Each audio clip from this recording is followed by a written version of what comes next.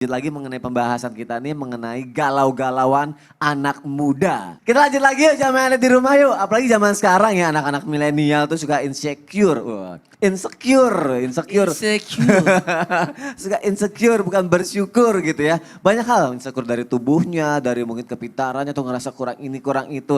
Nah boleh gak sih kalau kita bahas masalah insecure, insecure lagi jadi insecure ini Ustazah Iya Nada. nih, Masya Allah ya. Insecure ya. Ya, insecure. Baik. Terima kasih Mas Tony, Ustaz Syam, Ustaz Maulana, izin. Bismillahirrahmanirrahim. Alhamdulillah, wassalatu wassalamu ala rasulillah. Rabbi syrahli sodri wa yassirli amri wahlul uqdatam min lisani yafqahu qawli. Sadaqallahul adzim. Alhamdulillah. Ini kalau kita membahas mengenai masalah insecure, ini lagi jadi fenomena anak muda zaman sekarang ya.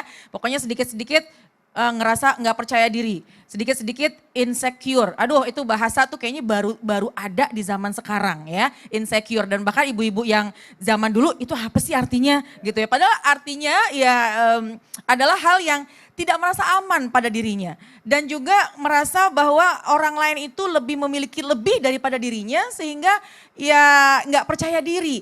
Ini yang harus kita hindari. Apalagi nih sekarang ini kan zaman media sosial. Kalau zaman dulu mungkin nggak keluar aman. Kita tidak merasa nggak percaya diri. Tapi kalau sekarang di rumah aja handphone di tangan melihat mohon maaf media sosial. Ngelihat orang itu kok kurus banget sih langsung ngaca. Kemudian ngelihat prestasi kemudian kita langsung minder. Nah inilah sesuatu yang sifat yang harus kita hindari. Ketika kita melihat ada kelebihan pada orang lain, yang pertama coba deh ukur diri kita. Sebagaimana orang lain punya kelebihan, pasti mereka juga punya kekurangan. Dan juga ketika kita melihat kita nggak punya apa-apa dibanding mereka.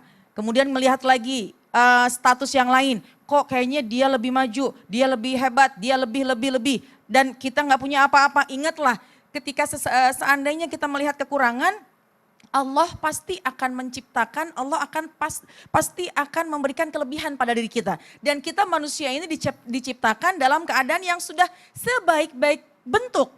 Allah firmankan dalam Al-Quran, A'udzubillahi minasyaitonirrajim, laqad khalaqnal insana fi ahsani taqwim. Karena sesungguhnya manusia itu sudah diciptakan dalam bentuk yang sangat sempurna.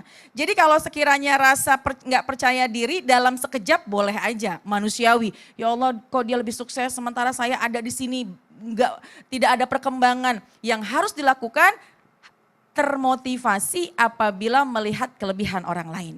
Jangan mundur, jangan akhirnya tidak percaya diri. Karena kalau mundur, tidak percaya diri, insecure tadi, akhirnya tidak bisa melakukan banyak hal, lebih mundur lagi. Tapi ketika kita melihat ada sesuatu kelebihan pada orang lain, ingatlah bahwa kita pun juga punya kelebihan. Ketika kita melihat kelebihan orang lain, jadikan itu motivasi agar kita menjadi manusia yang jauh lebih baik lagi. Amin ya Rabbal Alamin. Terima kasih Ustazah Nada. Ya sama-sama Mas Soni. Alhamdulillahirrabbilalamin, kita akan melanjutkan lagi tema kita hari ini jamaah, galau-galauan anak muda. Sekarang aku mau ngebacain dulu ya pertanyaan yang sudah masuk ke media sosial Islam itu Indah.